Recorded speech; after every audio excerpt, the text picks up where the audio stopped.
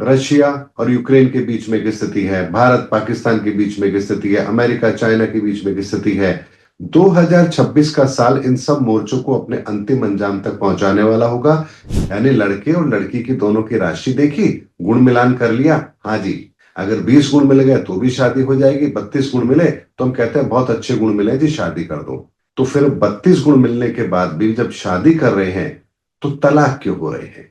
कि हमने बच्ची का कन्यादान कर दिया, अब बच्ची को कोई तकलीफ होगी तो वो हम तक नहीं आ पाएगी। ऐसे में जिस जगह पर बच्ची को आपने दिया है उसी गांव से किसी बुजुर्ग को एक धर्म पिता के रूप में नियुक्त किया जाता था, और वो बच्ची अपनी तकलीफ अपने धर्म पिता को कहती थी। अगर उसे कोई तकलीफ है तो अपने पिता को नहीं कहती थी। इसीलिए आप देखिए, माता सीता का जब विवाह हुआ तो जो ऋषि थे वो उनके धर्म पिता बने थे। और जब सीता को एक तकलीफ हुई तो वो राजा जनक के यहाँ नहीं गई, उन्हीं ऋषि के गुरुकुल में गई, क्योंकि धर्म पिता उनके वो थे और वही उन्होंने लव कुश को जन्म दिया। आपकी गोत्र परंपराएं, गोत्र को टालना, एक गोत्र की दूसरे गोत्र में शादी, इसके पीछे का कितना बड़ा विज्ञान है। ये आपके डीएनए से जुड़ा हुआ है। एक बच्चे की मुझे कुंडली दिखाई तो उसकी कुंडली में सब कुछ सही था, लेकिन उसके परिवार ने बोला कि जी ये 18-19 साल के बाद में अचानक से इसको कुछ प्रॉब्लम हुई है और इसके धीरे धीरे जो शरीर के अंग है वो काम करना बंद कर रहे हैं। तब मैंने उनको कहा कि आप दोनों का विवाह एक गोत्र में होने के कारण से डीएनए लेवल पर एक विकृति पैदा हुई है, जिसकी वजह से आपकी ये संतति 18 साल के बाद में जब डीएनए का वो प्रोसेस शुरू हुआ है, उसके आगे का जो प्रोसेस है वो डैमेज हो चुका है। हमारे ज्योतिष के अंदर एक समय की गणना को लिया गया है कि 1 सेकंड को भी हमने 32,40,000 हिस्सों में डिवाइड किया गया है। यानी 1 सेकंड को भी 32,40,000 हिस्सों में डिवाइड कर दीजिए। इतने सूक्ष्म लेवल पर हमने ज्योतिष की गणना को देखा है। तेरा राहु खराब है, तेरा शुक्र खराब है, तेरा बृहस्पति खराब है। अरे भाई, उसी का शुक्र खराब क्यों है? 800 करोड़ लोगों का शुक्र खराब क्यों नहीं है? किसी का अच्छा किसी का खराब कैसे है? जबकि ब्रह्मांड में तो उसमें तो एक ही गोला है शुक्र, वो कैसे काम कर रहा है? लेकिन आपकी आत्मा भी तो परमात्मा से अलग हुई है। आपकी आत्मा के अंदर डीएनए किसका है? परमात्मा का है। तो आप अपने डीएनए को, अपनी आत्मा के डीएनए को तो पहचान ही नहीं पा रहे कि आपका संबंध किससे है। आपको मोक्ष मिल गया तो आपको दोबारा इस धरती पर आने की आवश्यकता नहीं है। आपका एक निश्चित स्थान है, वहां पर आपको भेज दिया जाएगा। लेकिन आप इस संसार में तो नहीं आएंगे, लेकिन आप वहां पर भी बैठकर करेंगे क्या? अब तो आप परमात्मा से भी दूर हो गए। लेकिन जब आप मुक्ति को प्राप्त कर लेंगे तब भी तो आपका वजूद समाप्त हो गया, लेकिन तब भी तो आप उस दिव्य लीला से दूर हो जाएंगे जो दिव्य लीला इस जीवन की यात्रा के साथ में ईश्वर को प्राप्त करने की होती है। इसीलिए अपने जीवन के अंदर उस ईश्वरीय आनंद को प्राप्त कीजिए। मोक्ष और मुक्ति के पीछे भागना मूर्खता है। जो हमारे गुरुजन है, जिनको आज हम बहुत बड़े संत के रूप में देखते हैं, जैसे महाअवतार बाबा जी हो गए, नीम करौली बाबा जी हो गए, ऐसे बहुत सारे हमारे जो दिव्य संत गण हैं, ये सारे मोक्ष लेकर एक अलग जगह स्थान पर बैठे हुए हैं। इन्होंने उस आनंद को प्राप्त किया है, मुक्ति या मोक्ष के पीछे लोग नहीं गए हैं। सर, आपका बहुत बहुत स्वागत है पुनः एक बार। जी, बहुत बहुत धन्यवाद आपका भी। सर, इस बार लंबा समय लगा आपसे जुड़ने में, क्योंकि आपके साथ ऐसे प्रश्नों के साथ जुड़ना चाहती हूँ जिसका आंसर शायद बहुत सारे लोगों के पास नहीं होता, लेकिन क्वेश्चन सबके माइंड में होते हैं। तो कुछ ऐसी 3-4 प्रश्नों के साथ फिर आपके साथ जुड़ रही हूँ। सबसे पहला प्रश्न जो मैं आपसे पूछना चाहूंगी, क्योंकि जब मैंने आपके साथ पहली रिकॉर्डिंग की थी उसमें यही था, निकल कर आया था उस पूरी वीडियो की समरी की हम जो है ये जो दुनिया है विनाश की ओर बढ़ रही है और एक नया जो है युग शुरुआत होने वाला है, एक धर्म युग की शुरुआत होने वाली है। तो 2026 अब बहुत करीब है, हम अंत में चल रहे हैं 2025 के। तो 2026 में ऐसा माना जा रहा है कि जो विनाश की जो प्रक्रिया है बहुत तेजी से होगी। आप इस बारे में क्या कहना चाहेंगे? जो 2026 का साल है, मैं आपके दर्शकों को बहुत स्पष्ट तौर पर बताना चाहता हूं। 2026 का साल परिणामों के लिए जाना जाएगा। परिणामों किस लिए जाना जाएगा? क्योंकि 2018 से शनि जो सुधार कर रहे थे इस धरती के लिए, कोविड के रूप में हमारे तन की अहमियत उन्होंने हमें समझाई। वर्तमान के अंदर जो हालात चल रहे हैं, हम अपने मन की स्थिति को लेकर के बड़े विचलित हैं। चाहे कोई धनाढ्य हो, चाहे कोई गरीब हो, हर व्यक्ति इस समय मन से दुखी है, परेशान है। कोई ना कोई एक चिंता उसे परेशान जरूर कर रही है, चाहे वो आर्थिक तौर पर हो, सामाजिक तौर पर हो, किसी भी तरह की स्थिति हो, लेकिन हर व्यक्ति मन से इस समय विचलित जरूर है। और थर्ड स्टेप जो आएगा वो आएगा धन का, यानी आर्थिक तौर पर। तो ऐसे में 2026 का साल हमें परिणामों को देने वाला होगा। परिणाम भी वो जो अब तक पाइपलाइन में चीजें चली आ रही हैं। जैसे आपने देखा होगा, रशिया और यूक्रेन के बीच में एक स्थिति है, भारत पाकिस्तान के बीच में एक स्थिति है, अमेरिका चाइना के बीच में एक स्थिति है। दुनिया के अंदर ऐसे बहुत सारे मोर्चे खुले हुए हैं इस समय पर। 2026 का साल इन सब मोर्चों को अपने अंतिम अंजाम तक पहुंचाने वाला होगा। यानी 2026 का साल बहुत ही निर्णायक होगा। और जितनी भी परिस्थितियां अभी आपको दिख रही हैं बिखरी हुई, ये सब समेट करके अंतिम परिणाम तक जरूर पहुंच जाएगी। इसलिए 2026 का साल परिणामों के लिए जाना जाएगा। ये बात निश्चित है, 1000% ये बात सही है, और ऐसा होगा ही होगा। सर, हमारी बहुत सारी जो है आध्यात्मिक और सामाजिक धारणाएं हैं। तो इनमें इसके बारे में थोड़ा प्रकाश डालें कि हम कैसे समझें कि क्या हमारी आध्यात्मिक जिम्मेदारी है और क्या हमारी सामाजिक जिम्मेदारियां होनी चाहिए। देखिए, जहां तक बात आती है सामाजिक की, धार्मिक की, मान्यताओं की, ये मान्यताएं हम बनाते क्यों हैं? सबसे पहला विषय आता है कि आखिर हम इन मान्यताओं को बनाते क्यों हैं। देखिए, जब भी कोई व्यक्ति, कोई महापुरुष, कोई ऋषि, पैगंबर या अवतार इस धरा पर आते हैं, तो वो इस धरती के लिए कुछ ऐसा करके जाते हैं ताकि आने वाले समय के अंदर लोगों को, बहुतायत में लोगों को वो सुविधाएं मिल सके, उनकी परेशानियों का समाधान उन्हें मिल सके। और इसके लिए कुछ आम धारणाएं फिर प्रचलित होती है। जैसे ज्योतिष का विज्ञान, किसी न किसी ऋषि ने तो इस चीज को हमारे बीच में रखा, सरलतम शब्दों में रखा। हालांकि ज्ञान भगवान गणपति का दिया हुआ है, लेकिन बहुत से ऐसे ऋषि हुए हैं जिन्होंने वर्तमान समय को ध्यान में रखते हुए हमें उन चीजों से अवगत कराया। जैसे भृगु ऋषि ने भृगु संहिता के तौर पर, पराशर मुनि ने पराशर संहिता के तौर पर, फिर लाल किताब आई। वर्तमान में सनातन ज्योतिष का एक प्रारूप है जो मैं रख रहा हूं दुनिया के सामने, ताकि आने वाले समय के अंदर ज्योतिष का सही रूप स्वरूप दुनिया के सामने आए। तो ये जो चीजें हमारे सामने होती हैं, हमारे सामने रखी जाती हैं महापुरुषों के द्वारा, विद्वानों के द्वारा, इसके पीछे एक कारण होता है कि लोगों को वो मेहनत ना करनी पड़े जो मेहनत उन्होंने की है।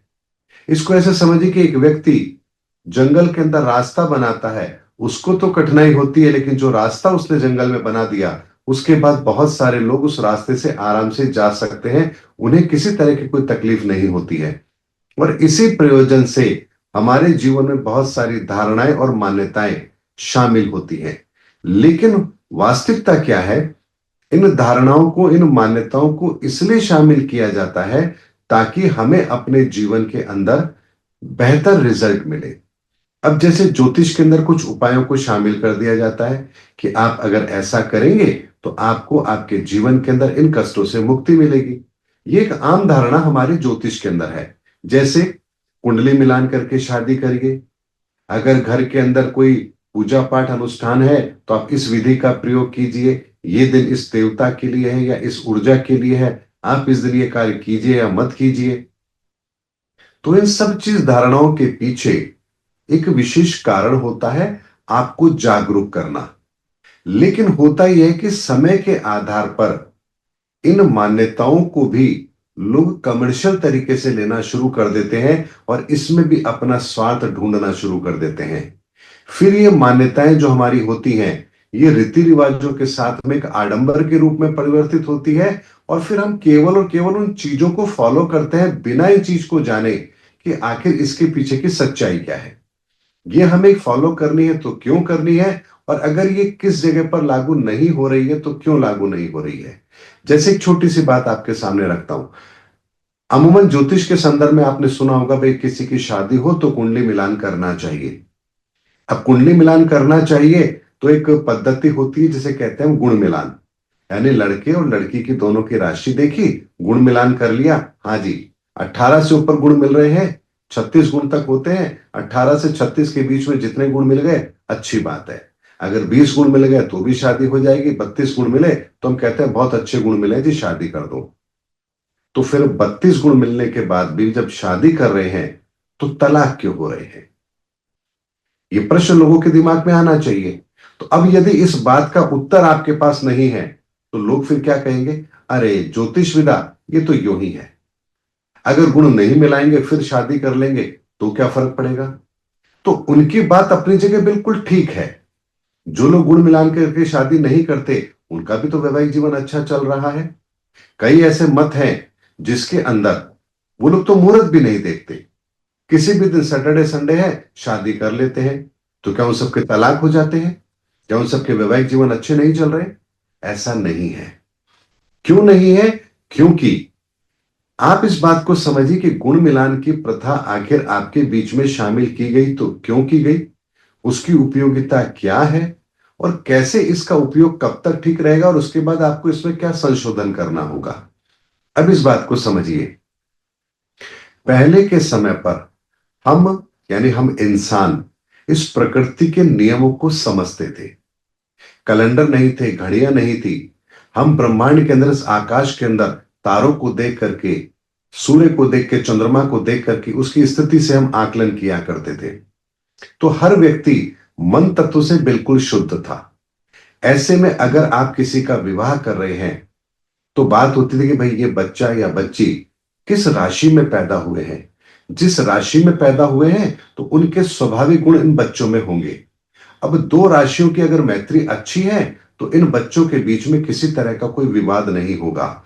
इस बात को हम समझने के लिए गुण मिलान करते थे और उसके बाद उन बच्चों की शादी हो जाती थी। और ये काम भी कौन करते थे? विद्वान लोग करते थे। लेकिन राशि से पहले भी तो कोई तरीका होगा। वैदिक समय पर कौन सा तरीका होता था? तो उसे हम नाड़ी मिलान कहते थे। वो कैसे होता था? तो सबसे पहले शादी विवाह के लिए नाड़ी को देखा जाता था। अब नाड़ी कैसे देखी जाती थी? यानी जो विप्र पंडित होते थे वो लड़के की अपनी सांसों को इस हथेली पर लेते थे और देखते थे इसकी कौन सी नाड़ी चल रही है, चंद्र नाड़ी चल रही है या सूर्य नाड़ी चल रही है। फिर जिस घर में रिश्ता लेकर जाते थे या जिस घर का, फिर जिस घर में रिश्ता लेके जाते थे या जिस घर का रिश्ता होता था वहां उस बच्ची की भी नाड़ी को देखते थे। अगर दोनों की नाड़ी समान है, दोनों की चंद्र नाड़ी चल रही है, तो वो समझते थे कि जिस समय पर मैंने कार्य आरंभ किया और जिस समय पर मैं इस बच्ची के पास पहुंचा हूं या बच्चे के पास पहुंचा हूं, यहां अगर दोनों नाड़ी समान है तो इसका मतलब प्राकृतिक तौर पर यह मिलन हो सकता है, और वहां उस विवाह की इजाजत दे दी जाती थी। अब उसके बाद क्या हुआ? उसके बाद विद्वानों ने पंचांग का निर्माण किया और भी बहुत सारी चीजें हमारे सामने आई। तो जब लिपि का भी आविष्कार हो गया, हमने चीजों को समझना शुरू कर दिया, तो पंचांग बनने लगे। पंचांग बनने लगे तो उसके अंदर हमने गुण मिलान का एक प्रोसेस बनाया और उसके अंदर इस राशि का लड़का है और इस राशि की लड़की है तो कितने गुण मिलेंगे, ये हमने उसको लिपिबद्ध कर दिया। तो अब कोई भी कहीं जाने की जरूरत नहीं है, क्योंकि उसमें समय भी बहुत लगता था। तो अब कहीं जाने की जरूरत नहीं है, आपने लड़की की राशि पूछी, लड़के की राशि पूछी और गुण मिलान कर दिया और आपने कह दिया हाँ जी ये रास्ता हो सकता है। लेकिन ये कब होता था? जब हमारी सामाजिक व्यवस्था पूरी तरह से प्रकृति के नियमों की पालना कर रही थी। लेकिन अब समय बदल चुका है। अब समय इतना बदल चुका है कि लड़की अपने पांव पर खड़ी है, वो किसी के ऊपर आज आर्थिक तौर पर आश्रित नहीं है, माँ बाप के ऊपर भी बोझ नहीं है और ससुराल में वो अपने पति पर या अपने ससुराल वालों पर भी बोझ नहीं है। तो ऐसे में अब उसकी प्राथमिकताएं बदल गई हैं। अब केवल दोनों की मनोस्थिति को देख करके आप रिश्ता तय नहीं कर सकते। तो अब यहां थर्ड स्टेप पे क्या आया कि अब हम कुंडली मिलान करते हैं। कुंडली मिलान का मतलब क्या हुआ कि लड़की के चरित्र के पैरामीटर क्या है, उसके स्वभाव के पैरामीटर क्या है, उसकी योग्यता क्या है, वो किस माहौल में कंफर्टेबल है, ससुराल के साथ उसकी कैसी बनेगी, आने वाली महादशा उसको कैसी है, इन सब बातों का आकलन उसकी कुंडली से किया जाता है। और यही आकलन लड़की की कुंडली से भी किया जाएगा। और जब दोनों में सिमिलैरिटी होती है तब यहां कहा जाता है कि कुंडली मिलती है, आप आगे बढ़ सकते हैं। अब ये तो आपने प्रारंभिक तौर पर जांच लिया, समझ लिया कि हाँ कुंडली मिलती है, हम आगे बढ़ सकते हैं। तो 99% इस कुंडली मिलान के अंदर विवाह संबंध खराब नहीं होंगे। लेकिन यदि आज भी आप उसी प्रथा पर चल रहे हैं, जी हाँ गुण मिलान कर लिए, दोनों के 22 गुण मिल रहे हैं, शादी कर दो, तो 90% संभावना है कि हो सकता है कि आपकी कुंडलियां ना मिलती हो, केवल आपने गुणों के आधार पर रिश्ता तय किया है। तो इस कारण से आज 32 गुण मिलने वालों की भी तलाक होते हैं, क्योंकि पैरामीटर बदल चुका है। पहले की जो कुंडली मिलान होती थी वो चंद्रमा के आधार पर गुण मिलान होते थे, राशि के आधार पर। अब जो होता है उसमें सूर्य सिद्धांत को भी शामिल किया जाता है, लग्न की मैत्री भी देखी जाती है, नवमांश की भी मैत्री देखी जाती है, और उसके बाद ये गुण मिलान होता है। तो हमारी मान्यताएं, हमारी परंपराएं बदल गई। अब इसके पीछे अब एक बात और आती है, जो मानते ही नहीं इस चीज को, कभी भी सैटरडे संडे को उन्होंने तो शादी कर ली, उनकी तो बढ़िया चल रही है। तो आप एक बात को समझिए, जिस लड़के या लड़की से आप शादी संबंध करने जा रहे हैं, अगर उनके स्वाभाविक तौर पर वो कुंडलियां मिलती हैं, तो आपने अगर नहीं मिलाई तो ऐसा तो नहीं है कि वो बदल जाएगा, परिवर्तन हो जाएगा उसके रिजल्ट में। तो यहां आप एक अवेयरनेस के तौर पर उन चीजों को देख रहे हैं। तो यही बात अगर हम उस समाज में भी लेंगे जहां वो लोग कुछ भी नहीं देखते, तो क्या वहां तलाक नहीं होते? तलाक के रेशो वहां पर भी है।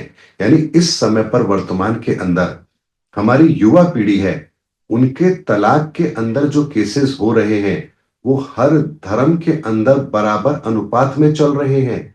ऐसा नहीं है कि तलाक के केस उनके ज्यादा हो रहे हैं जो कुंडली मिलान करके शादी कर रहे हैं, उनके कम हो रहे हैं जो वैसे ही कर रहे हैं। हर जगह पर स्थिति बदली है। तो रैंडमली हम कोई काम कर रहे हैं तो उसमें भी हमारे सही होने की संभावना तो बिल्कुल बनती है, लेकिन इसके पीछे हमारी जो मान्यताएं हैं वो ये है कि हम अपने बच्चों के वैवाहिक जीवन का पूर्व आकलन कर लें, और एक ऊर्जाओं के लेवल पर परिस्थिति सही बन जाए तो इनका वैवाहिक जीवन बेहतर रहे। इसी आधार पर हम कुंडली मिलान को करते हैं। लेकिन वर्तमान का सिनेरियो बदल चुका है, तो हमारी मान्यताएं बदल गई है। आज बच्चे और बच्चे आपस में एक दूसरे को पसंद करते हैं, काफी समय अपना एक दूसरे के साथ बिताते हैं, उसके बाद अपने पेरेंट्स को वो कहते भी हैं। अब ऐसे में मान लीजिए, अब यहां कुंडली मिलान की जाती है और वो कुंडली नहीं मिलती है, तो यहां एक बात को समझने वाली बात है, ऐसा नहीं होगा कि कुंडली नहीं मिलेगी, क्योंकि इतने समय से अगर वो दोनों एक दूसरे के साथ हैं तो कुंडली के अंदर कहीं ना कुछ सिमिलैरिटी तो है, जिसकी वजह से वो एक दूसरे के साथ है। अगर ऐसा नहीं होता तो वो कैसे साथ होते? तो ऑटोमेटिक यहां पर कुंडली मिलान का एक प्रोसेस तो स्वाभाविक तौर पर प्रकृति के द्वारा हो गया है, इसीलिए वो दोनों साथ हैं। लेकिन 10% केसों के अंदर ऐसा भी होता है कि दोनों में से कोई एक दूसरे को चीट कर रहा हो, या फिजिकल अट्रैक्शन के कारण से, या फाइनेंशियल फ्रीडम के कारण से एक दूसरे के साथ वो अटैच हो। तो ये जो चीज होती है, ये कुंडली से पता लग जाती है कि इन दोनों में से कौन किसको धोखा देने वाला है। और ऐसे में अगर ये परिस्थिति सामने आती है तो यहां जरूर कहा जाता है कि इस रिश्ते में आगे मत बढ़िए, ये परेशानी आगे जाकर के बढ़ने वाली है और आपको इन परिस्थितियों का सामना करना पड़ेगा। उसके बाद वो माने ना माने ये उनका विषय है। उन्हें कुछ उपाय भी बता दिए जाएं ताकि वो अपने जीवन को और बेहतर करने की कोशिश करें। तो हमारे यहां पर जितनी भी मान्यताएं, परंपराएं सामाजिक तौर पर शामिल की गई हैं, वो हमारे जीवन को बेहतर बनाने के लिए है। लेकिन अगर उसका व्यवसायिक उपयोग होगा, डराने के लिए उसका उपयोग होगा, या अंधविश्वास की तरह अगर हम उसका उपयोग करेंगे, तो वो फिर हमारे लिए किसी भी तरह से काम की नहीं रहेगी। इसीलिए हमें इन चीजों को समझना है कि कोई भी रीति रिवाज अगर हमारे जीवन में शामिल है तो उसके पीछे बहुत बड़ी धारणा होती है। एक और उदाहरण लेते हैं, जवाब लंबा होगा लेकिन समझना जरूरी है।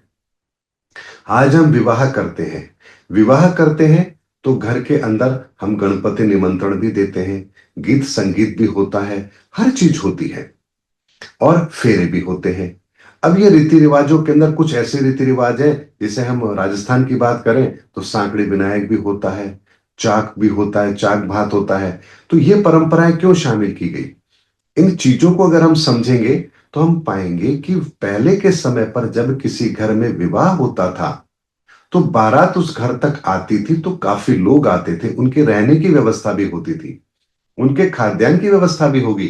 तो ऐसे में कुछ रीति रिवाज ऐसे होते थे कि आज गणपति निमंत्रण है, आपने गणपति को बुलाया, उसके बाद घर की महिलाएं अनाज साफ करती है, एक सूप लाती है, सूप से चावल साफ होते हैं, मंगुड़ी चूटी जाती है। तो ये सामाजिक परंपराएं आज भी इसलिए शामिल है क्योंकि हम प्रतीक रूप में कहते हैं भाई घर में मेहमान आएंगे तो घर की व्यवस्थाएं तो आपको ठीक करनी है। तो इसको संस्कारों के रूप में, रीति रिवाजों के रूप में हमारे जीवन में शामिल कर दिया गया, ताकि गांव के अंदर एक माहौल है कि भाई इस परिवार में शादी है तो सारी महिलाएं आकर के उस घर के अंदर हाथ बटाएंगी। हाथ बटाएंगे तो मेहमानों के लिए जो मेहनत होनी है उसको अकेले को नहीं करनी पड़ेगी। अब मेहमान आएंगे तो पानी की व्यवस्था भी चाहिए, तो उसी क्षेत्र का जो कुम्हार होता था उसको भी बुलाया जाता था। वो मटके बनाता था, मटके बना करके जो मेहमान आएंगे उनके पानी की व्यवस्था होती थी।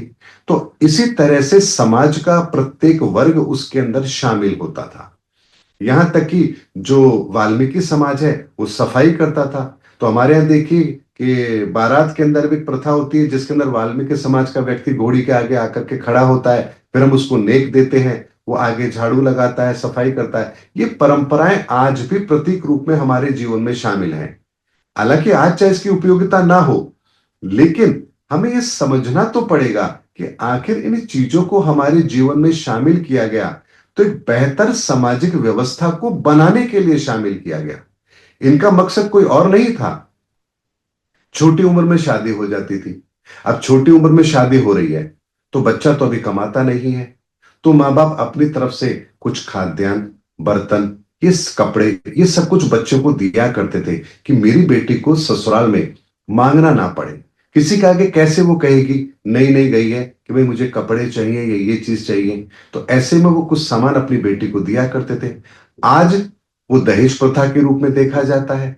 तो ये सामाजिक रीति रिवाज हमारे जीवन को बेहतर बनाने के लिए होते हैं, ये कभी भी किसी को ऊंचा नीचा दिखाने के लिए नहीं होते हैं। आप मुझे बताइए, आज भी शादी के अंदर हम वाल्मीकि समाज को क्यों शामिल करते हैं? चाक भात होता है, उसमें कुम्हारन आती है, मटके की पूजा होती है, हम क्यों शामिल करते हैं? क्योंकि समाज का प्रत्येक वर्ग आपकी खुशी में भी शामिल हो रहा है, तो समाज का प्रत्येक वर्ग आपके दुख में भी शामिल है। और इसी सामाजिक ताने बाने को बेहतर बनाने के लिए ही महापुरुष उस कैलकुलेशन को करके हमारे जीवन में उन उपायों को शामिल करते थे जिससे हमारा जीवन श्रेष्ठ बने। क्योंकि हम इस जीवन में आए हैं तो अपने जीवन को श्रेष्ठ बनाने के लिए आए हैं, यहां केवल अपनी जिंदगी को जीने नहीं आए हैं। अब यहां पर गीत भी होता था, संगीत भी होता था। आप कभी शादी के बन्ना बन्नी होते हैं उसको सुनना, कभी बड़े मजाक के अंदाज में होते हैं।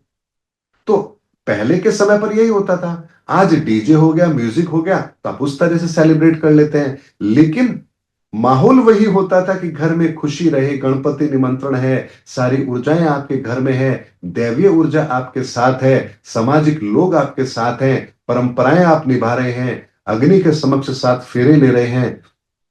ये सारी वो परंपराएं हैं जो आपके जीवन के अंदर उस पल को इतना यादगार बनाती है कि आप जब विवाह करके बच्ची को अपने घर ला रहे हैं तो समाज के प्रत्येक आपके जो व्यक्ति हैं, परिचित है, रिश्तेदार है, उनके समक्ष आप लेकर आ रहे हैं। तो कल आपकी बच्ची को कोई परेशानी होगी तो उस व्यक्ति को सोचना पड़ेगा, ससुराल वालों को सोचना पड़ेगा कि मैं अपने पूरे परिवार के समक्ष इस बच्ची को लेकर आया हूं, आज मेरी कितनी बदनामी होगी अगर मैं इस बच्चे के साथ थोड़ा सा भी अन्याय करूंगा। तो ऐसी ऐसी परंपराएं हमारे जीवन में शामिल है जिसके बारे में मैं क्या कहूं।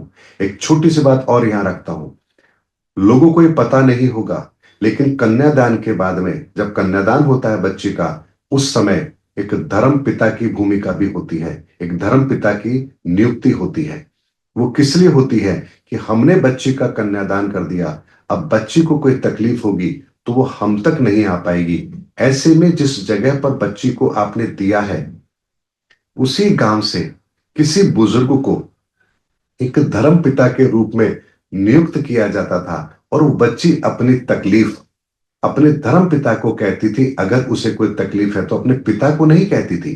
ये परंपराएं हमारे जीवन में शामिल थी। इसीलिए आप देखिए, माता सीता का जब विवाह हुआ तो राजा जनक ने जब विवाह किया तो जो ऋषि थे वो उनके धर्म पिता बने थे। और जब सीता को एक तकलीफ हुई तो वो राजा जनक के यहां नहीं गई, उन्हीं ऋषि के गुरुकुल में गई, क्योंकि धर्म पिता उनके वो थे और वही उन्होंने लव कुश को जन्म दिया। हमें तो इन परंपराओं का पता भी नहीं है कि कितनी बेहतर बेहतर परंपराएं हमारे जीवन में शामिल है। क्यों? क्योंकि ससुराल की बात पीहर तक नहीं जानी चाहिए। ये ऐसी परंपराएं थी ताकि दो परिवारों के बीच में कटुता पैदा ना हो, आपसी संवाद खराब ना हो। लेकिन आज आज तो हम छोटी छोटी बातों पर सारी बात घर तक पहुंचती है। घर वाले शादी के बाद भी इंटरफेयर करते हैं। बच्ची को उससे सपोर्ट मिलता है। सपोर्ट इस तरह का मिलता है कि गलत बात पर भी कई बार वो अडामेंट कर बैठती है और जिसकी वजह से रिश्ते बिगड़ जाते हैं। आर्थिक तौर पर वो इतनी सक्षम हो चुकी है कि उसे लगता है कि अब जब सब कुछ मैं आर्थिक तौर पर सक्षम हूं तो मुझे किसी और चीज की जरूरत नहीं है। अगर 80 लाख का पैकेज आपका है तो 70 लाख का तो मेरा भी है। तो अगर 70 लाख का पैकेज मेरा है तो खाना मैं ही क्यों बनाऊं, आप भी बना लो। घर का काम मैं ही क्यों करूं, आप भी कर लो। तो यहां पर जो हमने अपनी विचारधारा को ही बदल दिया। हमने ये समझना बंद कर दिया कि परिवार पैसों से नहीं बनता है, परिवार प्रेम से बनता है, परिवार सौहार्द से बनता है। ये शादी दो परिवारों का मिलन है, दो व्यक्तियों का मिलन नहीं है। ये दो संस्कृतियों का मिलन है। ये आपके आने वाले कुल के अंदर जो कुल दीपक आएगा, ये उसके लिए निभाई गई परंपरा है। और इस परंपरा में आपने ना सिर्फ अपने परिवार को शामिल किया है, बल्कि आपने दैवीय ऊर्जाओं को भी शामिल किया है। और इसीलिए हम देखिए, चूंकि इस ब्रह्मांड के सारे रहस्य कौन जानते हैं? भगवान गणपति जानते हैं। इसीलिए हम भगवान गणपति का आवाहन करते हैं। उस दिन से हमारे सारे कार्यक्रम शुरू होते हैं। और जब सारे कार्यक्रम हो जाते हैं उसके बाद हम गणेश जी के बामण करते हैं और उसके बाद गणपति को विदा करते हैं। ये ऐसी ऐसी परंपराएं हैं जो हमारे जीवन को बेहतर बनाने के लिए है।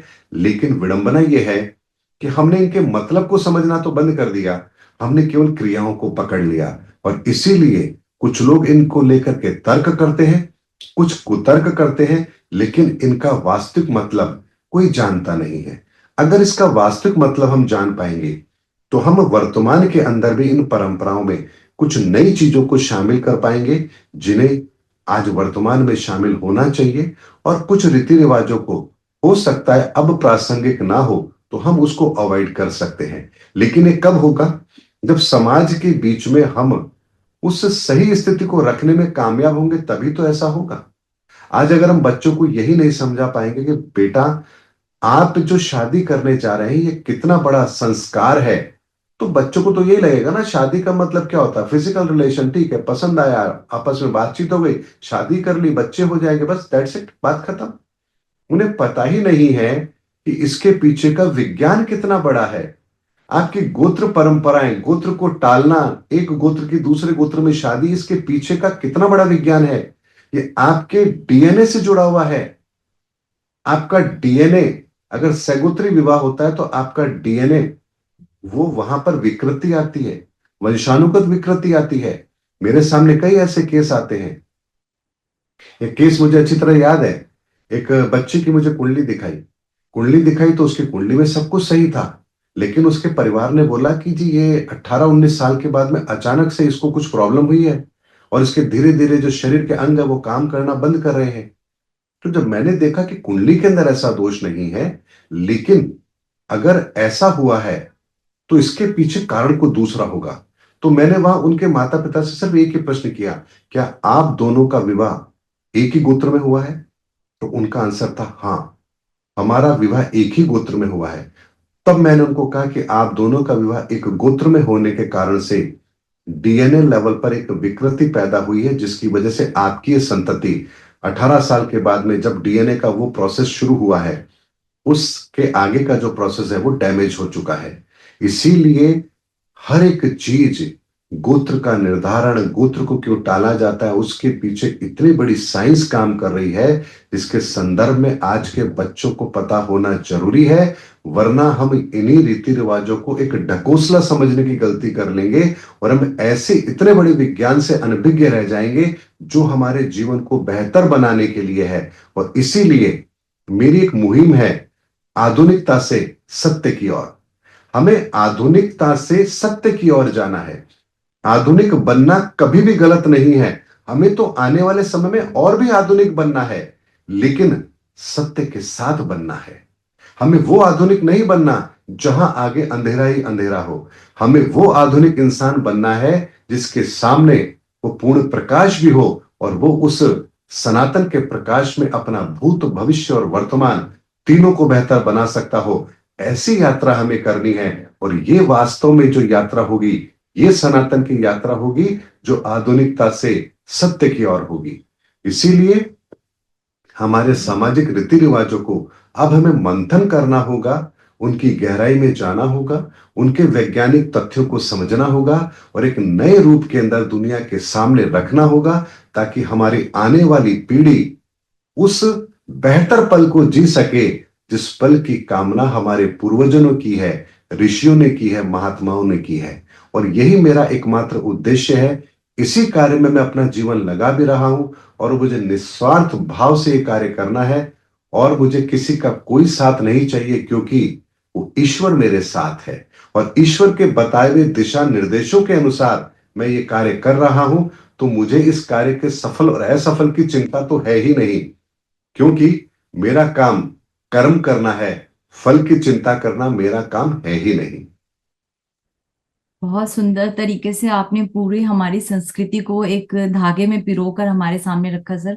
मतलब हम शादी विवाह को केवल एक सामाजिक, ये जो जैसे आपने कहा ढकोसले लेकर हम चलते थे, मैं भी कई बार यही सोचती थी कि क्या जरूरत है ये हल्दी करने की, क्या जरूरत है मेहंदी करने की, इतने खर्चे करने की, शॉर्टकट में जाके मंदिर में शादी कर लो। लेकिन अब चीजें समझ में आई कि कितना उसके पीछे कितना विज्ञान छुपा है, और जो हमारा सनातन है वो हर चीज में कितनी गहराई से चीजों को पिरो कर बनाता है। जैसा आपने बताया गोत्र का तो मुझे पता था कि ये डीएनए वाला फ्लक्चुएशन हो जाता है।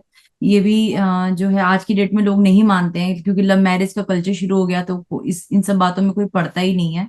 बट हाँ, कहीं ना कहीं इसका फिर साइड इफेक्ट देखने को मिलता है।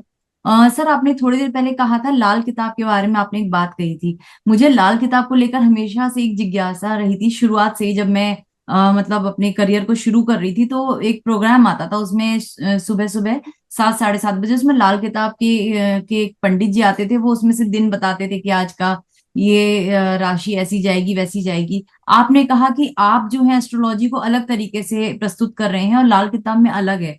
तो ये जब दोनों ही एस्ट्रोलॉजी, मतलब जो लाल किताब एस्ट्रोलॉजी की अगर बुक है और आप भी एक बहुत जाने माने एस्ट्रोलॉजर हैं, तो दोनों में क्या डिफरेंस है? लाल किताब वैदिक ज्योतिष और सनातन ज्योतिष, ये तीन चीजों को आप अलग करके देखिए। वैदिक ज्योतिष ज्योतिष का मूल है, जो ये बताती कि ज्योतिष का विज्ञान आखिर काम कैसे करता है। लेकिन समय बदलेगा, युग बदलेगा, तो हमारी परंपराएं, हमारी मान्यताएं, हमारे रीति रिवाज, हमारी सोच, हमारे आसपास का वातावरण, सब कुछ बदलेगा। हमारी आर्थिक स्थिति बदलेगी, भौगोलिक स्थिति बदलेगी। ऐसे में वही नियम सदियों तक रहे, युगों तक रहे, ये संभव नहीं है। ऐसे में सनातन ज्योतिष जिसकी मैं बात करता हूं, ये क्या है, इससे पहले वैदिक ज्योतिष को समझिए। वैदिक ज्योतिष वो मूल है जो हमें इस विज्ञान के बारे में बताता है। उसके अंदर सिद्धांत है, सिद्धांत वही रहेंगे, लेकिन उन सिद्धांतों के बाद एक संहिता का पार्ट आता है जिसके अंदर हम ये देखते हैं कि वर्तमान के अंदर ये विज्ञान हमारे किस तरह से काम आएगा। तो यहां हम उन चीजों को हमारे जीवन को बेहतर बनाने के लिए, हमारे जीवन के कष्टों को कम करने के लिए उसका किस तरह से उपयोग कर सकते हैं, ये विज्ञान हम यहां लेकर आते हैं। उसे हम संहिता कहते हैं। जैसे भृगु ऋषि ने अपने समय पर किया, पराशर मुनि ने अपने समय पर किया, वर्तमान के अंदर भी लाल किताब एक पंडित जी हुए हैं, उन्होंने इस चीज को हमारे सामने रखा कि भाई इस तरीके से ये उपाय करने से आपको आपके इन कष्टों का समाधान मिलेगा। तो लाल किताब केवल और केवल एक संहिता शास्त्र के अंदर एक छोटा सा अमेंडमेंट है जो ये बताता है कि आपकी तकलीफों को कैसे कम किया जा सकता है। लेकिन वो ज्योतिष विज्ञान नहीं है, वो केवल और केवल आपकी तकलीफ का समाधान है। इसे ऐसे समझिए, मेडिकल साइंस और मेडिसिन दोनों में फर्क है। मेडिकल साइंस में सब चीज आ जाएगी, मेडिसिन में केवल आपकी उस तकलीफ की दवा है, वो उसमें डायग्नोस्टिक साइंस आपका नहीं आएगा मेडिसिन के अंदर। तो इसी तरीके से लाल किताब केवल आपको एक मेडिसिन की तरह एक समाधान दे रहा है कि भाई ये तकलीफ है, ये कर लो, आपकी तकलीफ दूर हो जाएगी। लेकिन जो सनातन ज्योतिष है उसको मैंने उस रूप में आप लोगों के सामने रखने की कोशिश की है, ताकि जो वैदिक हमारी ज्योतिष है, जिसके अंदर एक एक चीज बिल्कुल डिफाइन की गई है कि ऐसा है तो क्यों है, उसके पीछे का कारण क्या है, उसके पीछे का विज्ञान क्या है, वो विज्ञान काम कैसे करता है, उसने पहले कैसे काम किया, वर्तमान में कैसे काम करेगा और भविष्य में कैसे काम करेगा, उस मूल सिद्धांत को यदि हम समझ लेंगे तो उसके आधार पर जब हम अपने वर्तमान समय को जब उस पर फिट करके देखेंगे तो हमें अपने प्रॉब्लम्स का सटीक समाधान जरूर मिलेगा।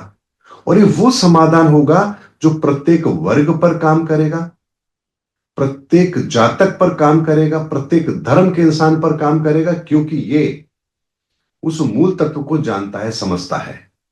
इसीलिए सनातन ज्योतिष हमें सिद्धांत, संहिता और होरा तीनों के लेवल पर एक नया पैरामीटर देता है। ये हमें वो देगा जैसा ज्योतिष विज्ञान पहले था, यानी इस सृष्टि के आरंभ के अंदर ये ज्योतिष विज्ञान जैसा था उसको उसी स्वरूप में वर्तमान के अंदर हमारे सामने रखना, साइंटिफिक तरीके से रखना, ताकि लोग इसका वैज्ञानिक महत्व समझ करके अपने जीवन को बेहतर बनाने में इसका उपयोग कर सके। जैसे एक छोटी सी बात मैं आपके सामने रखता हूं। हमारे ज्योतिष के अंदर एक समय की गणना को लिया गया है कि एक सेकंड को भी हमने 32,40,000 हिस्सों में डिवाइड किया गया है। यानी एक सेकंड को भी 32,40,000 हिस्सों में डिवाइड कर दीजिए।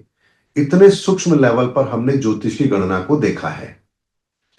अब 32,40,000 एक सेकंड के हिस्से हैं, तो उस वैल्यू को क्या कहते हैं? उस वैल्यू को कहते हैं त्रुटि। यानी एक त्रुटि का मान कितना हुआ? एक सेकंड के 32,40,000 हिस्से। लेकिन 32,40,000 ही क्यों है? ये 50 लाख भी हो सकते थे, ये केवल 32 लाख भी हो सकते थे, ये 32,40,000 ही क्यों? तो 32,40,000 को आप जब देखेंगे तो यह टोटल बनेगा 9, जो ब्रह्मांड का मूल तत्व है। इनके फिगर को देखेंगे, अंकों को जोड़ेंगे तो ये 7 का फिगर बनेगा। यानी प्रकृति के मूल सिद्धांत यहां आपको दिखाई देंगे। उसके अलावा 32,40,000 एक्स जूम पर ही समय अपना अस्तित्व लेता है। यानी इससे सूक्ष्म लेवल पर जब आप जाएंगे तो वहां समय है ही नहीं। वो अवस्था है जहां ना समय है, ना टाइम है, ना स्पेस है। तो वहां कुछ भी परिवर्तित नहीं है। तो वहां अगर कुछ भी परिवर्तित नहीं है तो फिर उसके उसके पहले की दुनिया तो बिल्कुल अलग होगी। इसीलिए टाइम कहां से शुरू होता है? इस ब्रह्मांड में टाइम की वैल्यू कहां से क्रिएट होती है?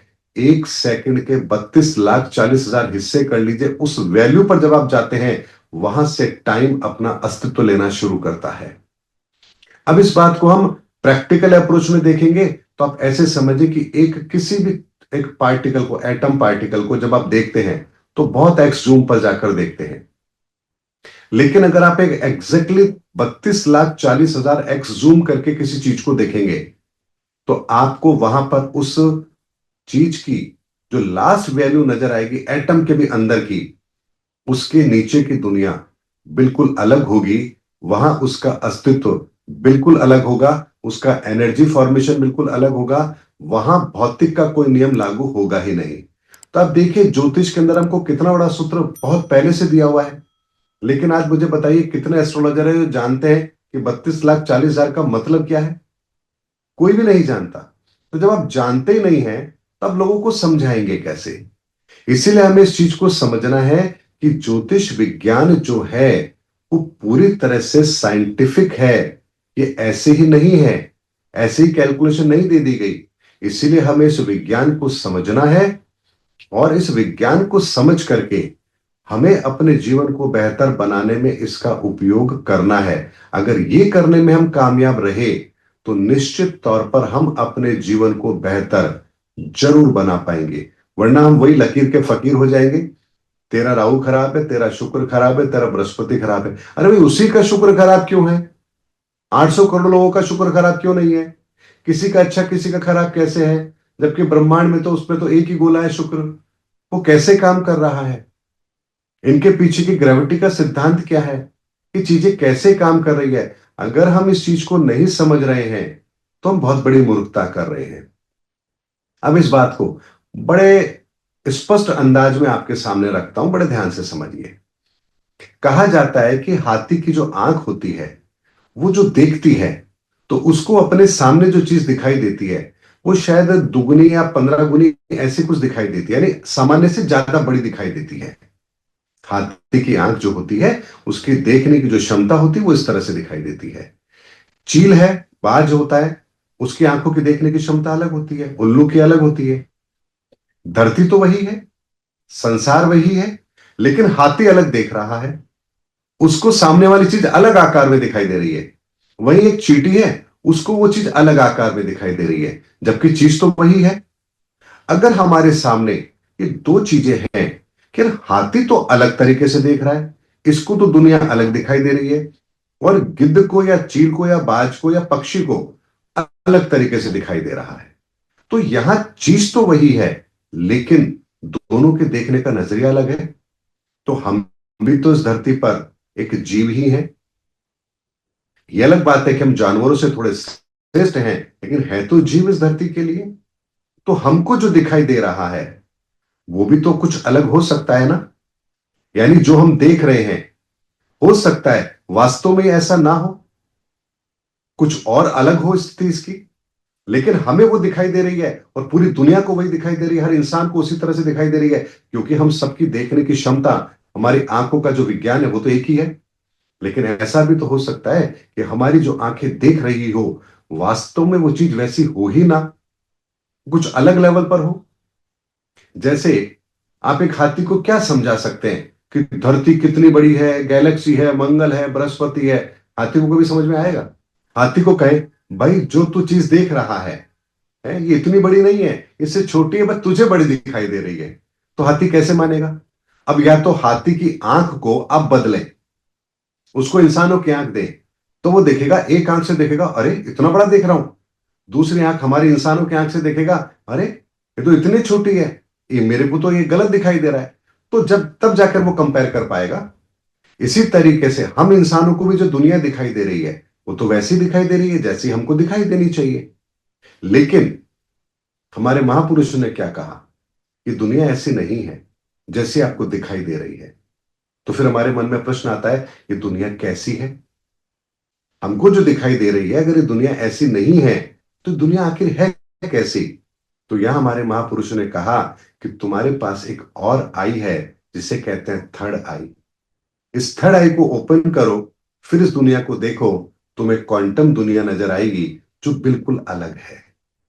जिस दुनिया को आप जब देखोगे तो आप देखोगे कि जिस जगह जाने में आपको 8 घंटे लग रहे हैं, उससे भी बहुत दूरी को आप सेकंड के बहुत छोटे से हिस्से में पार कर सकते हो। तो यहां फिर आप देखिए, चीजें बिल्कुल बदल गई, बिल्कुल बदल गई है। अर्जुन स्वर्ग पहुंच गया दिव्यास्त्रों को लेने के लिए, और वहां से दिव्यास्त्र लेकर लौट भी आया, और उसको कितना समय लगा? सालों लगे? नहीं। लेकिन वही यदि हम आज बात करें स्पेस में जाने की, तो हमें इतना बड़ा यान चाहिए, फिर हम वहां जाएंगे, समय लगेगा, पैसा लगेगा, टेक्नोलॉजी लगेगी। लेकिन आप ये देखिए कि इसी दुनिया के अंदर एक दुनिया अलग तरीके से भी तो काम कर रही है। जिसको देखने के लिए जो आंख चाहिए वो आंख अलग है। तो यहां क्या हमारे साथ ईश्वर ने वही चमत्कार नहीं किया कि जैसे हाथी को दो आंख दे, एक आंख दे उसकी ओरिजिनल और एक आंख दे इंसान की, कि देख इंसान की आंख से देख तुझे एक्चुअल चीज अलग नजर आएगी, और तेरे हाथी की आंख से देख तुझे अलग नजर आ रही है। यही विज्ञान हमारे साथ काम करता है। स्थूल आंखों से देखते हैं तो दुनिया वैसी ही नजर आती है जिसमें 3 लाख किलोमीटर प्रति सेकंड की रफ्तार हाईएस्ट स्पीड है, उससे आगे कुछ भी नहीं हो सकता। लेकिन जब आप अपनी थर्ड आई से दुनिया को देखते हैं तो आप देखते हैं कि एक गैलेक्सी से दूसरी गैलेक्सी में जाने के लिए भी आपको चंद सेकंड चाहिए। तो ये जब दोनों दुनिया आप देख पाएंगे, तभी तो आप कंपेयर कर पाएंगे कि ये दुनिया कैसी है और वो दुनिया कैसी है। तो ये सारा का सारा विज्ञान हमें कौन बताता है? क्या साइंस बताती है? नहीं। ये सारा का सारा विज्ञान हमें सनातन बताता है। और सनातन को जानने के लिए दो चीजें बहुत महत्वपूर्ण है। एक, भगवान गणपति की दी हुई गणित विधा, और दूसरी, भगवान गणपति की दी हुई ज्योतिष विधा। अगर इन दोनों को आप जानेंगे तो सनातन के उस मूल स्वरूप को जान पाएंगे। इसीलिए तीन चीजें बहुत जरूरी है: सनातन का विज्ञान, गणित का ज्ञान और ज्योतिष का ज्ञान। इन तीन ज्ञान को यदि आपने समझ लिया तो मैंने कहा ना, आपके पास वो आंख आ जाएगी कि आप हाथी की दृष्टि से देखना चाहते हैं तो हाथी की आंख लगाओगे, हाथी की तरह दुनिया देख लोगे। इंसान की आंख लगाओगे, इंसान की तरह दुनिया देख लोगे। उल्लू की आंख लगाओगे, उल्लू की तरह दुनिया देख लोगे। क्योंकि आपको पता है कि किस आंख से दुनिया कैसे दिख सकती है। इसीलिए थर्ड आई का कॉन्सेप्ट हमारे यहां पर दिया गया है। लेकिन मैंने कहा ना, मान्यताएं परंपराएं होती हैं, लेकिन उसका व्यवसायीकरण भी होता है। तो अब थर्ड आई ओपन करने के नाम पर बहुत सारे मेडिटेशन सेंटर चल रहे हैं, बहुत सारे गुरुजी बन गए हैं। हम तुम्हारी दिव्य दृष्टि खोल देंगे, हम तुम्हारी तीसरी आंख खोल देंगे, हम तुम्हें भीतर की यात्रा करा देंगे। अरे भाई, कोई किसी को भीतर की यात्रा नहीं करा सकता। केवल और केवल आपके अंदर वो पात्रता अगर आ गई है, तभी आप उस यात्रा को कर पाएंगे, और तब कोई यात्रा कराने वाला आपके लिए सहायक होगा। अब इस बात को समझिए। हो सकता है मेरी इस बात से कुछ लोग सहमत ना हो, तो आप मुझे बताइए, क्योंकि कुछ लोग तर्क देंगे, आप कैसी बात कर रहे हैं। रामकृष्ण परमहंस, उन्होंने तो विवेकानंद की थड़ाई ओपन की थी, उसको तो अंदर ट्रैवल करवाया था। तो भाई, रामकृष्ण परमहंस ने विवेकानंद जी की आंख खोली, तो क्या उस समय पर इस दुनिया के अंदर हजारों लाखों करोड़ों लोग नहीं थे? तो सबकी खोल देते, क्या दिक्कत थी? खाली विवेकानंद की क्यों खोली? या विवेकानंद जैसे कुछ और दो चार लोगों की क्यों खोली? एक विवेकानंद ही क्यों निकल पाया? क्योंकि विवेकानंद में वो पात्रता थी। वो पात्रता थी। रामकृष्ण परमहंस ने उनको वो रास्ता दिया, और उस रास्ते पर वो आगे निकल गए। लेकिन क्या रामकृष्ण परमहंस ने वो ज्ञान विवेकानंद के अलावा औरों को नहीं दिया होगा? बिल्कुल दिया होगा। तो ऐसे में आप थर्ड आई ओपन के पीछे मत भागिए, और क्रियाओं के पीछे मत भागिए, अपने कुंडली जागरण के पीछे मत भागिए, हमें मोक्ष चाहिए उसके पीछे मत भागिए। आप सिर्फ और सिर्फ इतना समझिए, इन सब चीजों से ज्यादा महत्वपूर्ण है कि आप अपने भीतर के संसार को व्यवस्थित कीजिए। अगर आप अपने भीतर के संसार को व्यवस्थित कर पाए, तो आप हर चीज को व्यवस्थित कर लेंगे। फिर बाहरी संसार भी व्यवस्थित हो जाएगा, भीतरी संसार भी व्यवस्थित हो जाएगा। और भीतरी संसार व्यवस्थित हो गया तो आप मोक्ष और ये थर्ड आई और ये तो बहुत छोटी सी चीज है, बहुत छोटी सी चीज है। अंदर का सूक्ष्म जगत तो इससे न जाने कितना बड़ा है, कितना बड़ा है। जैसे आपकी आंख अगर ठीक हो गई, आपकी देखने की क्षमता आ गई, तो क्या आप सिर्फ अपना घर देख पाएंगे, अपने आप को देख पाएंगे? क्या आप सिर्फ सूर्य को देख पाएंगे, चंद्रमा को देख पाएंगे? आप टेलीस्कोप लगाएंगे तो अनंत ब्रह्मांड देख लेंगे, माइक्रोस्कोप लगाएंगे तो सूक्ष्म जीवाणु देख पाएंगे। तो आपकी आंख आपको कितनी बड़ी क्षमता दे रही है। लेकिन अगर आप यही नहीं समझ रहे हैं कि इस चीज की वैल्यू क्या है, तो आपके लिए आंख होना ना होना एक बराबर है। इसीलिए थर्ड आई ओपन इन चीजों के पीछे ना भाग करके ये समझिए कि आपके भीतर ऊर्जाओं का संसार कैसे काम करता है, ये कहां व्यवस्थित नहीं है, और इसको मुझे कैसे व्यवस्थित करना है। अगर इसको आपने व्यवस्थित कर लिया, तो आपकी जिंदगी में वही चमत्कार होगा जिस चमत्कार के लिए आप जन्म जन्मांतर से तरस रहे थे कि काश मेरे जीवन में भी वो चमत्कार हो जाए, मुझे भी परमात्मा का वो रास्ता मिल जाए जिससे मैं भी परमात्मा तक पहुंच जाऊं। वो रास्ता आपको तब मिलेगा जब आप स्वयं अपने आप को भीतर से व्यवस्थित करेंगे। उसके बिना आप कहीं भी चले जाइए, किसी के भी चेले बन जाइए, आपका कुछ नहीं होने वाला। आप सिर्फ और सिर्फ अपना समय बर्बाद करेंगे, अपना धन बर्बाद करेंगे, अपनी जिंदगी बर्बाद करेंगे। उसके अलावा कुछ नहीं होने वाला, क्योंकि आपके भीतर का संसार तो अव्यवस्थित है, और उसको व्यवस्थित कोई दूसरा कर ही नहीं सकता। तभी तो भगवान श्री कृष्ण ने अर्जुन को क्या कहा, ले मैं तुझे वो दिव्य दृष्टि देता हूं जिसके द्वारा तू मुझे जान पाएगा। और जब अर्जुन ने जान लिया, तब क्या किया? कोई चमत्कार हुआ? नहीं। सिर्फ अर्जुन को यह पता लग गया कि मुझे अब दुनिया को कैसे देखना है, मुझे रिश्तों को कैसे देखना है और मुझे कर्म कौन सा करना है। तो थर्ड आई ओपन होने का मतलब यह होता है कि आप अपने जीवन के अंदर के जो आपका संसार है इसको व्यवस्थित करना समझ जाएंगे। और ये ज्ञान इस समय इस धरती पर कोई नहीं दे रहा। हर व्यक्ति अपनी मार्केटिंग कर रहा है, अपना आश्रम चला रहा है, चेले बना रहा है, गुरु के नाम पर पाखंड हो रहा है, कोई चमत्कार के नाम पर हो रहा है, लेकिन मानव को एक सही रास्ता दिखाने का कार्य कोई नहीं कर रहा। जबकि इस धरती का सबसे बड़ा पुनित कार्य है एक भटके हुए इंसान को राह दिखा देना। और राह कैसे दिखाएंगे? हम कोई भीड़ थोड़ी ना है जिनको सबको एक ही रास्ते पर चलाना पड़ेगा। हम तो इंसान हैं, हमारे कर्मों की गठरी अलग अलग है, हर व्यक्ति की गति अलग है। कोई अपने जीवन के अंदर कितना आध्यात्मिक पथ पर आगे बढ़ चुका है, किसी की यात्रा शुरू होगी, कोई अपनी अंतिम मंजिल तक पहुंच चुका है। तो हम सबके लिए एक रास्ता कैसे हो सकता है? और इसीलिए महापुरुषों की हमें जरूरत होती है। और इस व्यवस्था को भी देखिए, जब बात आज हमारी हो रही है परंपराओं की, रीति रिवाजों की, तो इस विज्ञान को भी हमारे ऋषि मुनि समझते थे। तो उन्होंने क्या किया? गुरुकुलों की स्थापना की। गुरुकुलों की स्थापना की और प्रत्येक गांव के अंदर, शहर के अंदर, राज्य के अंदर गुरुकुल हुआ करते थे। अब गुरुकुल के आसपास के जो लोग होते थे वो गुरुकुल में जाते थे। गुरुकुल में जाते थे तो गुरु इस विज्ञान को जानते थे। तो प्रत्येक व्यक्ति को समझते थे कि इसका कौन सा तत्व किस तरह का है, इसको कौन सा रास्ता दिया जाना चाहिए। तो पर्टिकुलर व्यक्ति के आधार पर वो उसको समाधान देकर उसको रास्ते पर आगे बढ़ाते थे। ऐसा नहीं होता था कि मंडली में बिठा लिया 100 200 500 लोगों को, सबके कान में मंत्र फूक दिया, जाओ बेटा ये जपते रहना तुम्हारा कल्याण हो जाएगा। अरे भेड़ बकरी नहीं है भाई, हम इंसान हैं। हमारे फिंगरप्रिंट अलग है, हमारे आंखों की पुतलियां अलग है, हमारा चेहरा अलग है, हमारा स्वभाव अलग है, हमारा हाव भाव अलग है, सब कुछ अलग है। हमारी पसंद नापसंद सब कुछ अलग है। जब सब कुछ अलग है तो समाधान ये कैसे हो सकता है?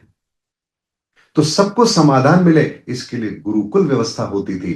प्रत्येक व्यक्ति को उसका उसी के आधार पर समाधान मिलता था।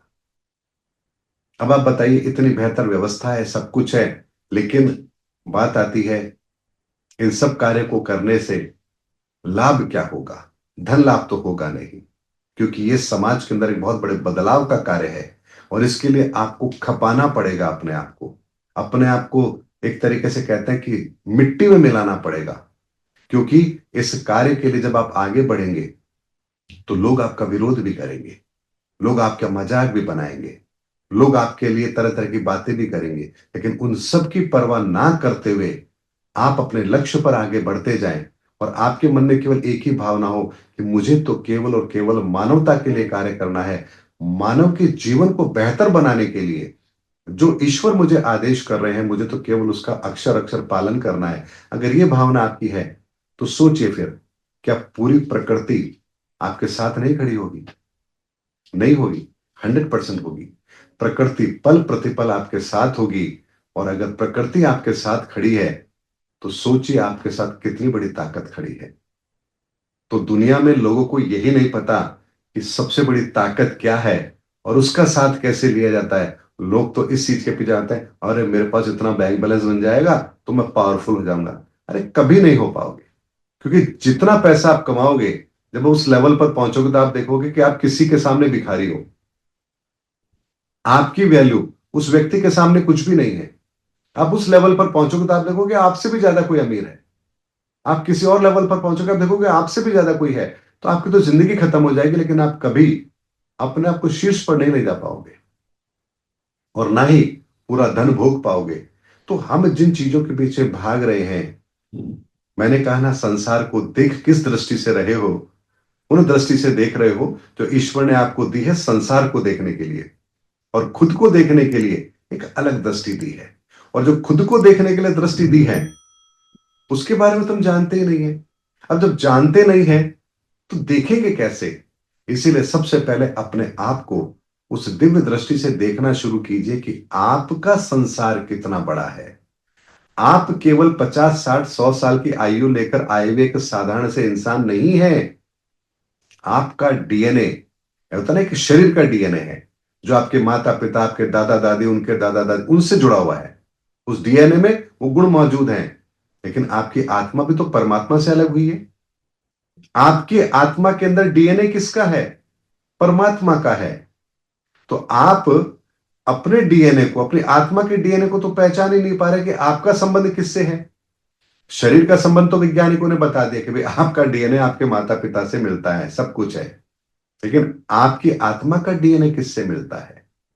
वो किसके किसके साथ जुड़ी हुई है, किससे अलग हुई है, किसकी आप जड़ से जुड़े हुए हैं, वो तो हमें पता ही नहीं है। अगर वो पता होगा तो हमें पता लगा, अरे मेरा संबंध तो उस परमात्मा से है, मैं तो खुद उस परमात्मा की संतान हूं। और मैं कहां ये फकीरों की तरह इधर उधर भटक रहा हूं भाई। ये पूरा ब्रह्मांड, पूरे ब्रह्मांड की कायनात तो ये मेरे लिए ही तो है। लेकिन मैं तो इतना अमीर होकर के, इतना दौलतमंद होकर के भी मैं तो कहां भिखारियों की तरह इधर उधर भटक रहा हूं। जिससे मांगना है उसको तो जानता नहीं, और जो दे नहीं सकता उसके आगे कटोरा लेके भटक रहा हूं। तो कैसे हमारा काम होगा बताइए। तो इसीलिए हमें इस बात को समझना पड़ेगा कि सनातन ज्योतिष, ये जितनी बात मैंने कही आपको सनातन ज्योतिष के आधार पर कही है। तो सनातन ज्योतिष हमें वो दृष्टिकोण देगा जो दृष्टिकोण वास्तव में हमारा होना चाहिए। इस धरती को देखने का दृष्टिकोण, हमारी आत्मा को देखने का दृष्टिकोण, अपने अंतिम लक्ष्य तक पहुंचने का रास्ता, हर चीज हमें अगर कोई दिखा सकता है, बता सकता है, तो केवल और केवल ज्योतिष है। और ज्योतिष के लिए गणित, और गणित तो सनातन। इन तीन के बिना कुछ नहीं होने वाला। इतने गहरे राज खोल दिए सर आपने एक प्रश्न में। पूरी पृष्ठभूमि ऐसी सुंदर ढंग से आपने व्याख्या कर दी कि समझ में आ गया कि जो ये सनातन है कितना गुह्य है, कितना गहरा है। और जो ये हमारी एस्ट्रोलॉजी है, इस मतलब इसमें पूरा ब्रह्मांड की कैलकुलेशन है बस। लेकिन इसको समझने के लिए वही है, हमारे पास वो दृष्टि होनी चाहिए, वो समझ होनी चाहिए जो भगवान गणपति हम सबको देते हैं। लेकिन वो कहीं ना कहीं सोई पड़ी है अंदर। सर जैसे अभी हम बात कर रहे हैं सनातन की, अपनी सभ्यताओं की, तो ऐसे में जब हम आत्मा परमात्मा की बात करते हैं तो हर आत्मा का एक ही लक्ष्य होता है जो जागी हुई आत्मा है। मैं हर इस विश्व की हर आत्मा की बात नहीं कर रही क्योंकि वो तो माया के नींद में सो रही है। जो जागी हुई आत्माएं हैं वो केवल दो अभिलाषा रखती हैं, या तो मोक्ष मिले या मुक्ति मिले। ये जो दो शब्द हैं मोक्ष और मुक्ति, इन दोनों में क्या डिफरेंस है, ये थोड़ा सा क्लियर करें। देखिए, मोक्ष और मुक्ति, आप चाहे मोक्ष के लिए प्रयास करें चाहे मुक्ति के लिए प्रयास करें, मोक्ष होता है जहां आपके ये जो आने जाने का चक्र है, इस संसार में आप आ रहे हैं, कर्म कर रहे हैं और फिर जा रहे हैं। आपको मोक्ष मिल गया तो आपको दोबारा इस धरती पर आने की आवश्यकता नहीं है। आपका एक निश्चित स्थान है, वहां पर आपको भेज दिया जाएगा। लेकिन आप इस संसार में तो नहीं आएंगे। आपको मोक्ष मिल गया, लेकिन आप वहां पर भी बैठकर करेंगे क्या? अब तो आप परमात्मा से भी दूर हो गए। अब तो आप वहां भक्ति भी नहीं कर सकते। तो आप अपने आप को ऐसी जगह पर लेकर जा रहे हैं जहां सब कुछ छूट जाएगा आपका। तो क्या आपको ऐसा मोक्ष चाहिए जहां परमात्मा को भी ना जान पाए, परमात्मा की भक्ति भी ना कर पाए, परमात्मा का सानिध्य आपको ना मिल पाए? हाँ ठीक है, इस संसार के आवागमन से आप छूट जाएंगे। तो ऐसी मुक्ति, ऐसा मोक्ष आपको चाहिए? अगर चाहिए तो आप मोक्ष की प्राप्ति के लिए कार्य कीजिए। एक होता है मुक्ति, कि मुझे तो ईश्वर में ही मिल जाना है, मुझे तो मोक्ष नहीं चाहिए, मुझे तो मुक्ति चाहिए। यानी मैं आत्मा उस परमात्मा में लीन हो जाऊं और मुझे इसके अतिरिक्त और कुछ नहीं चाहिए, ये होती है मुक्ति। लेकिन जब आप मुक्ति को प्राप्त कर लेंगे तब भी तो आपका वजूद समाप्त हो गया, लेकिन तब भी तो आप उस दिव्य लीला से दूर हो जाएंगे जो दिव्य लीला इस जीवन की यात्रा के साथ में ईश्वर को प्राप्त करने की होती है। ऐसे में अगर ईश्वर ने हमें अपने से अलग किया तो किसी कार्य की वजह से किया, इस संसार के नियमों को बेहतर तरीके से चलाने के लिए किया। अगर इस बात को ऐसे समझिए, राजनीति से आपको अलग करके आपको कहीं का राज्यपाल बना दिया जाए, इसे आप समझ लीजिए कि आपको मोक्ष मिल गया। अब आपको चुनाव नहीं लड़ना, कुछ नहीं करना, आप सरकारी मेहमान हो गए, आप आराम कीजिए, सारी सुविधाएं लीजिए। मुक्ति का मतलब क्या हुआ? मुक्ति का मतलब वो आपको राष्ट्रपति बना दिया। लेकिन राज्यपाल बनने के बाद भी, राष्ट्रपति बनने के बाद भी आप देखेंगे ना कि यार राष्ट्रपति की तो बहुत सारी बाउंड्रीज है। जो एक साधारण जीवन को जिया जाता है वो तो आप नहीं जी पा रहे ना, इतने प्रोटोकॉल हैं। तो आप किसी भी लेवल पर जब आप मुक्ति की बात करें, मोक्ष की बात करें, आप पाएंगे कि आप उस आनंद को नहीं ले पाएंगे जिस आनंद को लेने के लिए ही आत्मा परमात्मा से अलग होती है। इसीलिए एक शब्द आता है आनंद। तो हमें आनंद की प्राप्ति करनी है, मुक्ति या मोक्ष की प्राप्ति नहीं करनी है। और इसीलिए तो कहा, जिस मरने ते जग डरे, मेरे मन आनंद, और मरने ही तो पाइए पूर्ण परमानंद। तो आनंद की प्राप्ति ही अंतिम लक्ष्य होता है। मोक्ष और मुक्ति तो एक अवस्थाएं हैं, इनकी प्राप्ति कर लेंगे, थोड़े समय के बाद में फिर आपको लगेगा कि आपने घाटे का सौदा कर लिया। लेकिन आनंद जो होता है वो बहुत श्रेष्ठ होता है। अब यहां पर एक बात आपके सामने और रखूं। मीरा थी, मीरा ने कौन सी थड़ाई ओपन करवाई? मीरा तो आनंद की प्राप्ति कर रही थी। द्रौपदी, द्रौपदी ने कौन सा नियम कायदा लगाया? केवल प्रार्थना ही तो की ईश्वर से। तो आनंद जो होता है वो आपको सीधे सीधे ईश्वर से कनेक्ट करता है। आप जहां भी हैं, जिस अवस्था में भी हैं, आप सीधे सीधे ईश्वर से कनेक्ट रहते हैं। और उस अवस्था में जो आपको आनंद की प्राप्ति होती है वो सर्वश्रेष्ठ होती है। इसीलिए अपने जीवन के अंदर उस ईश्वरीय आनंद को प्राप्त कीजिए। मोक्ष और मुक्ति के पीछे भागना मूर्खता है। तो इसका मतलब ये है कि जितने भी हमारे जो पूर्वज या जो हमारे गुरुजन हैं, जिनको आज हम बहुत बड़े संत के रूप में देखते हैं, जैसे महाअवतार बाबा जी हो गए, नीम करौली बाबा जी हो गए, ऐसे बहुत सारे हमारे जो दिव्य संत गण हैं, ये सारे मोक्ष लेकर एक अलग जगह स्थान पर बैठे हुए हैं, ये समझा जाए इससे? बहुत बड़ी गलतफहमी है लोगों की, ये बहुत बड़ी गलतफहमी है लोगों की कि उन्होंने मोक्ष ले लिया, मुक्ति ले ली। नहीं, वो उस आनंद की प्राप्ति को जानते हैं। इसीलिए वो कहते हैं ईश्वर जब तक इस धरा पर रहे, आपके कार्य में रहे, और इस धरा को छोड़ दे तब भी हम आपके इसी कार्य में रहे। इसीलिए उस सूक्ष्म वतन के अंदर, उस सूक्ष्म जगत के अंदर ये आज भी इस धरती के कल्याण के लिए कार्य कर रहे हैं।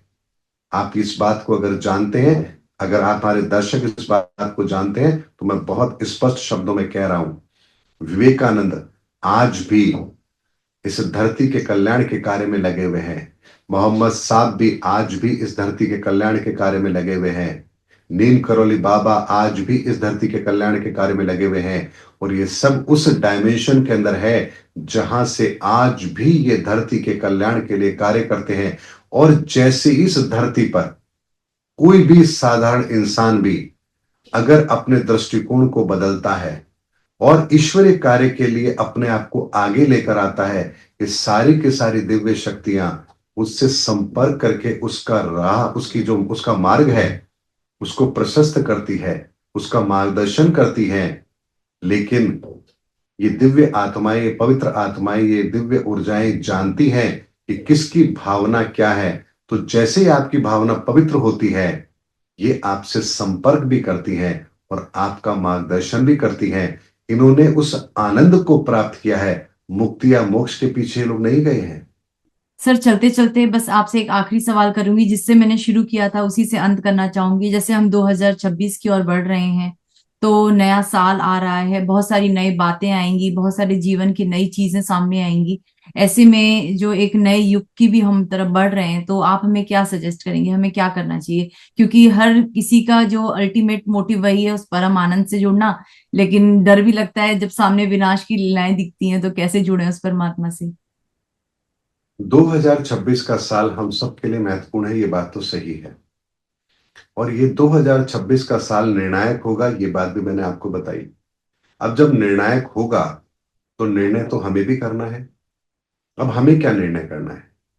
रशिया यूक्रेन युद्ध ना करे, ये निर्णय आप और हम करेंगे? नहीं करेंगे। मोदी जी 5 साल सरकार चलाएं, निर्णय आप और हम करेंगे? नहीं करेंगे। तो हमें दुनिया के लेवल पर निर्णय नहीं करना है, लेकिन कुछ निर्णय तो ऐसे हैं जो हमें अपने लेवल पर करने हैं कि मुझे इस दुनिया को देखने का नजरिया क्या रखना है, मुझे अपने जीवन के अंदर श्रेष्ठ परिणामों को प्राप्त करने के लिए किस रास्ते पर चलना है। ये निर्णय क्या भारत सरकार आपके लिए करेगी, ट्रंप सरकार करेगी, या वर्ल्ड बैंक करेगा? कौन करेगा? ये तो हम करेंगे ना। तो जो निर्णय हमें करने हैं, हम उससे बिल्कुल अनभिज्ञ हैं, और दुनिया क्या करेगी इसकी हमें चिंता है। 2026 में हम सबको एक प्रण करना चाहिए कि मुझे भी अपने जीवन के अंदर एक निर्णायक लड़ाई लड़नी है, और एक निर्णय लेना ही लेना है कि मुझे अपने जीवन की गति को बेहतर बनाना है। अगर मैं अपने जीवन की गति को बेहतर बनाने में कामयाब रहा, तो मुझे फिर किसी बात की कोई चिंता करने की जरूरत नहीं है, क्योंकि प्रकृति उसका विनाश करती है जो प्रकृति के नियमों के विपरीत होते हैं। प्रकृति कभी भी उनका विनाश करती ही नहीं है जो प्रकृति के नियमों के अनुसार होते हैं। इसीलिए इस विनाश से बचने के लिए हमें कोई बहुत बड़ा कार्य नहीं करना है। हमें सिर्फ और सिर्फ अपने आप को इस प्रकृति के नियमों से जोड़ना है, और प्रकृति के नियमों से जुड़ने के लिए हमें सनातन को समझना है।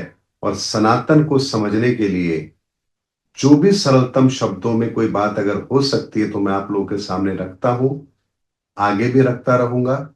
और अभी तक तो मैंने केवल और केवल सनातन की 1% बात भी नहीं रखी है। 99% बातें तो अभी और बाकी हैं। कि 1% बात ही लोगों को ऐसा लगता है कि जैसे बहुत बड़ी बात हो गई है, जबकि ये 1% बात भी अगर इतनी बड़ी लग रही है तो सोचिए 100% सनातन कैसा होगा। इसीलिए 2026 का साल निर्णायक साल है, और हम सबको भी निर्णय लेना है कि हम अपने जीवन के अंदर अपने अंतिम लक्ष्य उस परमानंद की प्राप्ति के लिए कार्य अवश्य करेंगे।